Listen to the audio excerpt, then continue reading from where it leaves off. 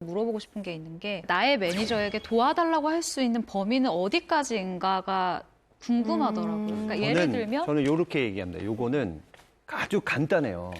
매니저는 연예인을 케어하는 일을 하는 거예요, 사실. 뭐 알람을 네, 맞아요. 아침에 와서 알람을 해주고 뭐 옷도 방송에서 이쁘니까 그 옷도 들어주고 모든 건 케어하는 건 맞습니다, 사실.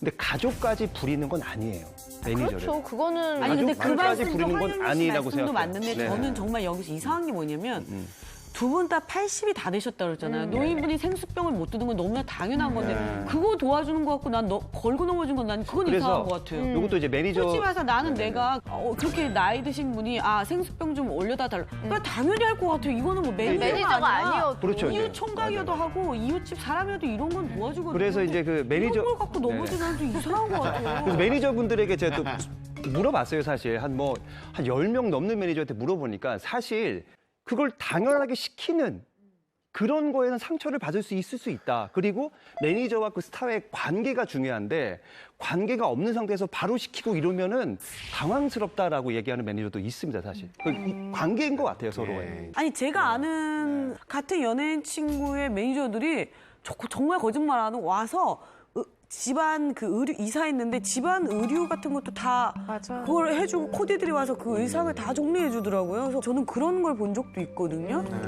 연예인과 매니저는 거의 맞아요. 가족이에요. 네. 정리를 한번 할 필요가 있는데요. 네. 솔직히 저는 스타와 매니저는 가족 같은 관계라는 얘기는 전혀 동의하지 않습니다. 가족은 집에 있는 사람들이 밖에서 만나는 사람들 가족 아닙니다. 다만 가족 같은 관계는 있을 수 있다는 거죠.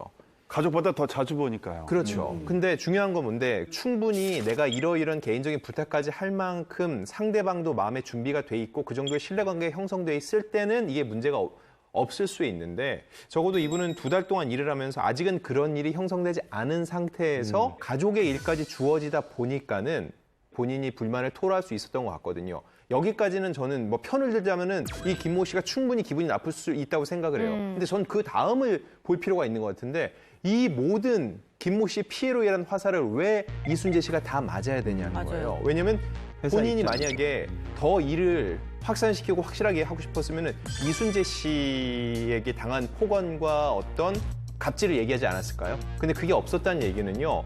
이순재 씨한테는 적어도 본인이 내가 이 하대보험도 안 돼 있고 이러이런 고충이 있습니다라고 얘기할 정도로 고충을 들어주는 입장을 취해 오셨다는 거죠. 근데 이순재 씨가 그거를 결정을 내줄 수 없기 때문에 회사에 전달을 해줬고 아내의 부분에 대해서는 분명히 아내가 이러이런 거에 대해서 잘못한 거는 자기가 시인을 하고 사과한다라고 얘기를 했는데 계속 다른 쪽을 때림으로 해서 결국은 이순재 씨가 이 사태의 중심부로 가게 만드는 그런 상황이 전 좀 불편합니다.